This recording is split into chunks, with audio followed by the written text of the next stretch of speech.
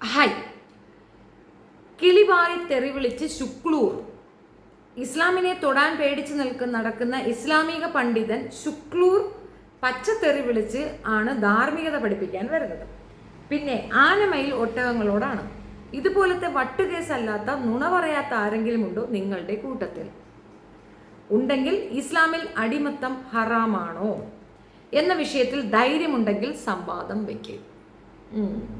അപ്പോൾ ഇസ്ലാമിലെ അടിമത്തത്തിനെ കുറിച്ചാണ് ആരിഫ് ഹുസൈൻ്റെ ഇപ്പോഴത്തെ ഒരു ടെൻഷൻ മുഴുക്കുക. അപ്പോൾ അതിന് വേണ്ടിയിട്ട് പുള്ളി സംവാദം വിളിക്കുകയാണ്. അപ്പോൾ ശുക്ലൂർ എന്ന് പറഞ്ഞ ഏതോ ഒരു പയ്യനെ പേരിട്ടുണ്ട്. എനിക്ക് കൂടുതൽ ഡെപ്തിൽ ആളെ അറിയത്തില്ല. ആരിഫിൻ്റെ 4 ദിവസം മുമ്പുള്ള ഒരു ഇതിനകത്ത് വന്ന ഫേസ്ബുക്ക് പോസ്റ്റിൽ നിന്നാണ് ഞാനിത് എടുത്തിട്ടുള്ളത്. അപ്പം അതൊന്ന് കേൾക്കാം കുറച്ച് ഭാഗം.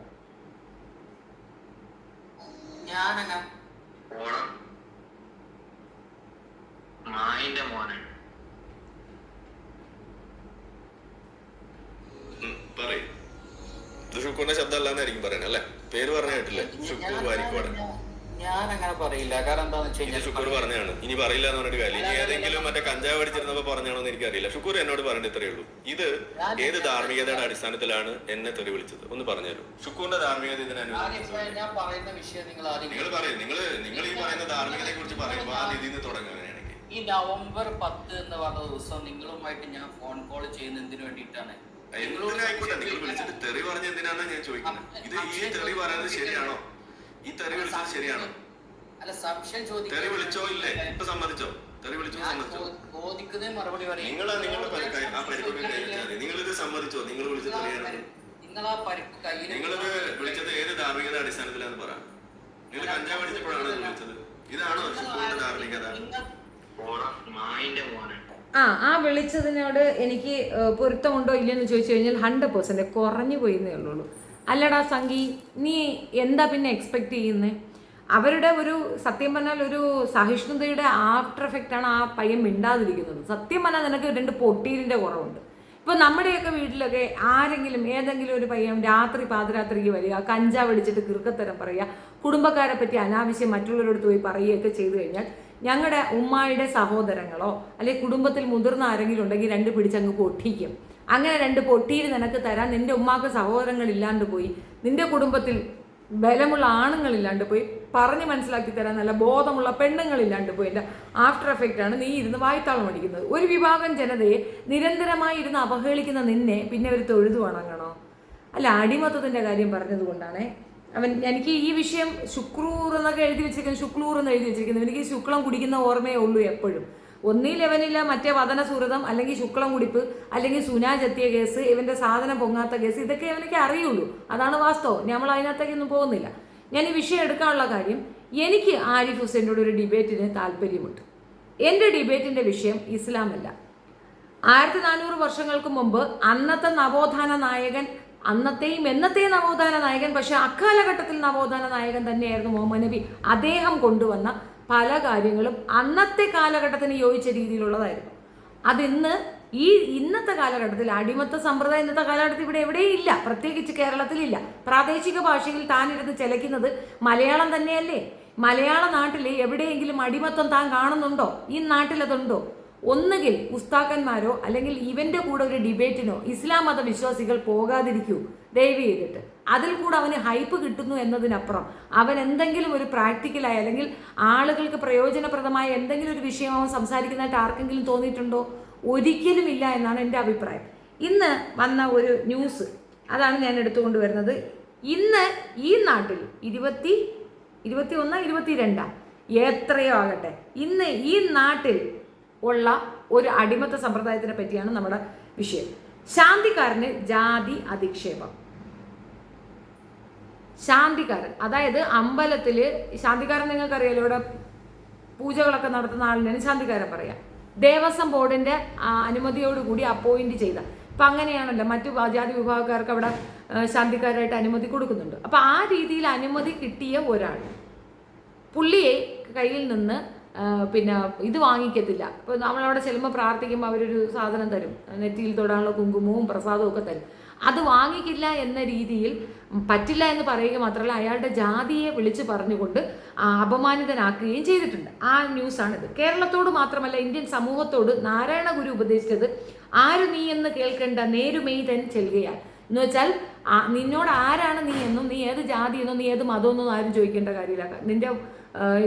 നിന്റെ ഭാഷ അല്ലെങ്കിൽ നിന്റെ ആ ഡ്രസ് കോഡ് കണ്ട് തന്നെ ആളുകൾക്ക് അത് മനസ്സിലാകും എന്നുള്ളത്. ഇത് TS ശ്യാംകുമാർ ഇട്ട പോസ്റ്റാണ്, അതിൽ നിന്ന് എടുത്തതാണ്. മനുഷ്യരെ നിർണ്ണയിക്കുന്നത് മനുഷ്യത്വമാണെന്ന് ഗുരു എഴുതി.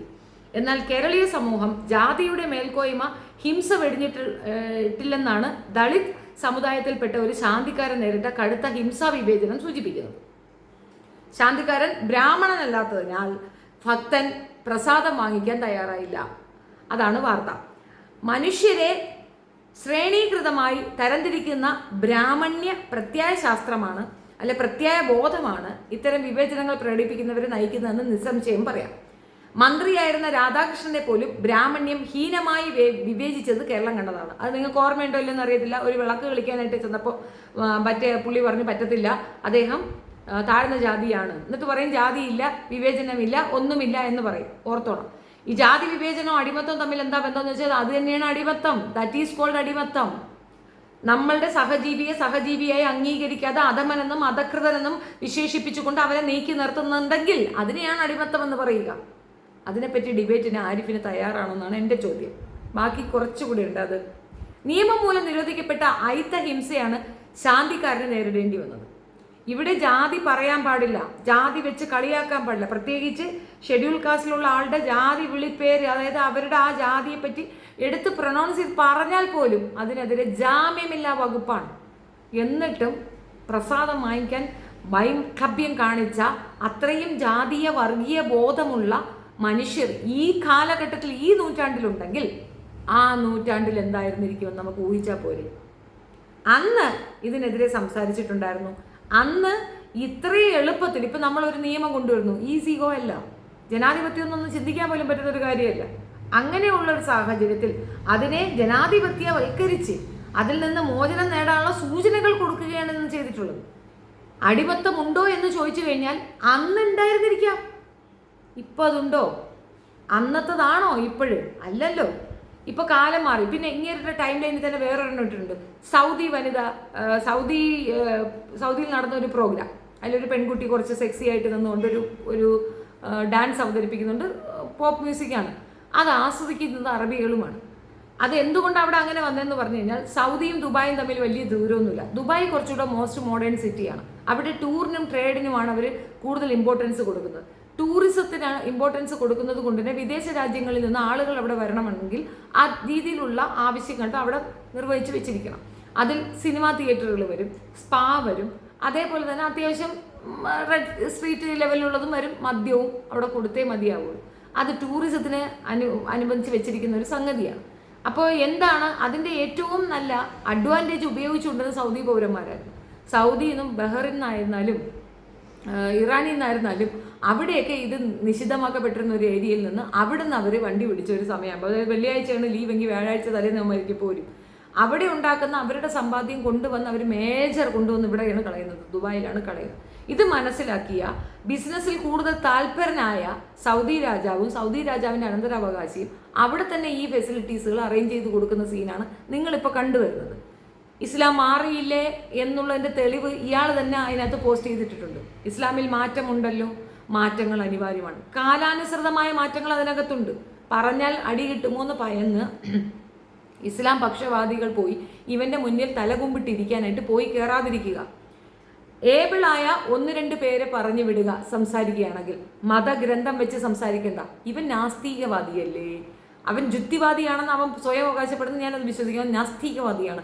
ഈ നാസ്തികനിക്ക് എന്തിനാണ് ഈ മതത്തെ തന്നെ അഡ്രസ്സ് ചെയ്തുകൊണ്ട് ഇത്രയും പറയണത്? ഇന്ന് ഈ മതം അനുസരിച്ചിട്ട് അല്ലെങ്കിൽ ഇതിനകത്ത് ഇങ്ങനെയുണ്ട്, അടിമത്വമുണ്ട്, അതുകൊണ്ട് നമുക്കൊരു അടിമ വീട്ടിൽ നിർബന്ധമെന്ന് പറഞ്ഞാൽ എവിടെയെങ്കിലും ഒരു അടിമയെ വെച്ചിരിക്കുന്നത് കാണിച്ചു തരാമോ? ഇല്ലല്ലോ. അപ്പം പിന്നെ എന്തിനാണ് ഇതിനകത്തൊരു വിമർശനത്തിൻ്റെ ആവശ്യം? ഇത് അവനവൻ്റെ പോക്കറ്റ് നിറയ്ക്കാൻ വേണ്ടിയിട്ടുള്ള വൾഗർ തിങ്കിങ്, അത് മാത്രമല്ല അതിന് വേണ്ടിയിട്ടുള്ള കളരിപ്പയറ്റുമാണ്. ഇനി നമ്മൾ ഇവിടെ നിലനിൽക്കുന്ന ഇപ്പം റീസെൻ്റ്ലി എനിക്കത് ഇവിടെ പോസ്റ്റ് ചെയ്യാൻ ഒക്കത്തില്ല, ബിക്കോസ് അത് കുട്ടികൾക്കെതിരെയുള്ള അട്രോസിറ്റിയാണ്. 6 കുട്ടികളെ കെട്ടിയിട്ട് അടിക്കുകയാണ്, കെട്ടിയിട്ട് നന്നായിട്ട് അങ്ങ് പൊട്ടിക്കുകയാണ്. പബ്ലിക്കായിട്ടുള്ള കിണർ, വെള്ളമില്ലാത്ത വെള്ളക്ഷാമമുള്ള ഒരു ഏരിയയിൽ ഒരു ഗ്രാമത്തിൽ നടന്ന സംഭവമാണ്. അവിടെ ദളിത് വംശജരായ 6 കുട്ടികൾ വെള്ളം കോരി കുടിച്ചു. ദാഹിച്ചപ്പോൾ കളിച്ചോണ്ട് നിന്നിടത്ത് ഓടി വന്ന് വെള്ളം കോരി കുടിച്ചു. അത് അത്രയും സവർണരായ മനുഷ്യർക്ക് കുടിക്കാനുള്ള കിണറാണ്. പിള്ളേർക്ക് വേണമെങ്കിൽ അങ്ങനെ ഓവിൽ ഒഴിച്ചു കൊടുക്കും. കുടിച്ചു വന്ന ഒരൊറ്റ കാരണം കൊണ്ട് മാതാപിതാക്കളുടെ മുൻപിൽ കെട്ടിയിട്ടിട്ട് അടിക്കുകയാണ്. ഈ അടുത്ത കാലത്തായിട്ട് ഒരു അധ്യാപകൻ കുടിക്കാനുള്ള ഗ്ലാസ് വെള്ളം ചോദിച്ചു. അത് എടുത്തു കൊണ്ടുവരാൻ ആ പയ്യന് പറ്റും. അവനത് എടുത്തുകൊണ്ട് വന്നപ്പോൾ അവനിക്ക് അയിത്തമില്ലായിരുന്നു. പക്ഷെ അതിൽ നിന്ന് ഒരു ഗ്ലാസ് വെള്ളം അവൻ കുടിച്ചു. ഒരിറക്കവൻ കുടിച്ചു. എച്ചിൽ കൊടുത്തു എന്നുള്ളതാണ്. അത് കുടിച്ചു, എച്ചിൽ കൊടുത്തു എന്നൊരൊറ്റ കാരണം കൊണ്ട് ചെറുക്കൻ ഒരൊറ്റയടി ചെറുക്കൻ വീണ് മരിച്ചു. കൊന്നതാരാണ്? അധ്യാപകനാണ്. മാതാ പിതാ ഗുരു ദൈവം എന്നാ പറയുന്നത്. ദൈവത്തിന് പോലും പിന്നെ ഒരു സ്ഥാനമുള്ളൂ. പിന്നെ അമ്മയും അച്ഛനും കഴിഞ്ഞുള്ള സ്ഥാനം ഗുരുവിന് വരുന്ന ആ ഗുരുവാണ് ആ പാവപ്പെട്ട കുട്ടിയെ വെള്ളത്തിൻ്റെ പേരിൽ കുടിച്ചു, ദാഹം തീർത്തു എന്നതിൻ്റെ പേരിൽ അടിച്ചു കൊന്നു കളഞ്ഞു. അവിടെ എന്ത് വർക്ക് ചെയ്തു? അവിടെ വർക്ക് ചെയ്തത് എന്താണ്? ജാതി വ്യവസ്ഥ, ജാതിയിലുള്ള വിവേചനം. ഇവിടെ നിയമം പോലും നിരോധിക്കപ്പെട്ട ഒരു സാധനത്തിനെയാണ് ഈ അഡ്രസ്സ് ചെയ്യുന്നതെന്ന് ഓർത്തോളണം. ചുമ്മാ തെരുവിലിരുന്ന ഒരുത്തൻ്റെ മുഖത്തേക്ക് കൊണ്ടുപോയി മൂത്രം ഒഴിച്ചു കൊടുക്കുകയാണ്. കണ്ടില്ലായിരുന്നോ നിങ്ങൾ? മൂത്രം ഒഴിച്ചങ്ങ് കളിക്കുകയാണ്.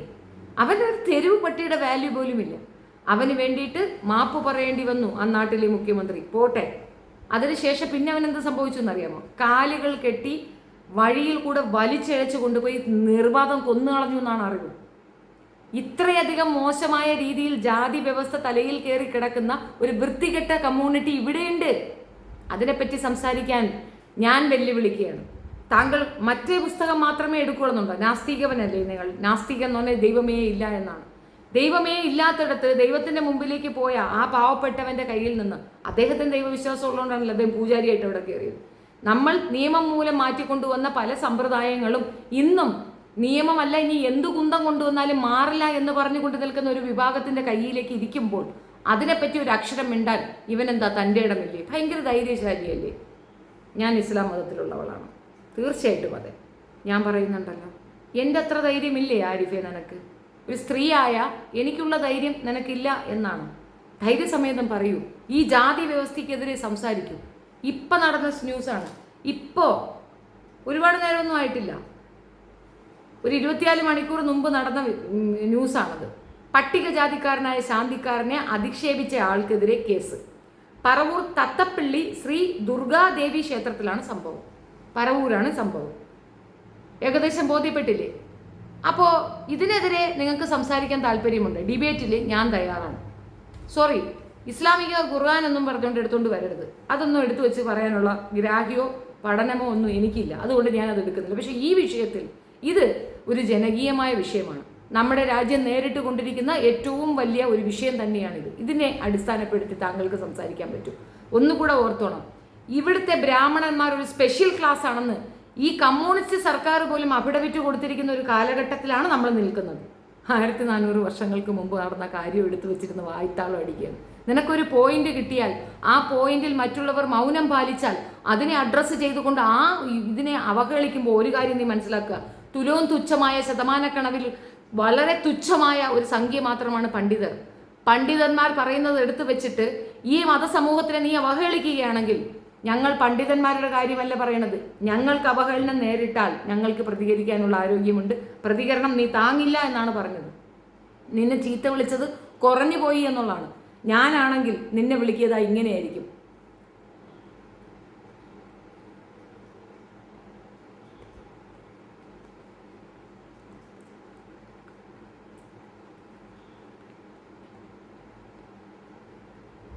ഇതായിരിക്കും ഞാൻ പറയുക. സിമ്പിൾ അല്ലേടാ? എനിക്ക് പോലും അങ്ങനെയാണ് തോന്നുന്നതെങ്കിൽ മതം അത്രയേറെ വിശ്വസിച്ച് ആ പറയുന്ന വ്യക്തിയെ അത്രത്തോളം ആരാധിക്കുന്ന അവർ നിനക്കിട്ട് തന്നെങ്കിൽ അതിശയിക്കേണ്ട കാര്യമില്ലല്ലോ. ഇതേ സാധനം എന്നോട് പലരും ചോദിക്കാറുണ്ട്.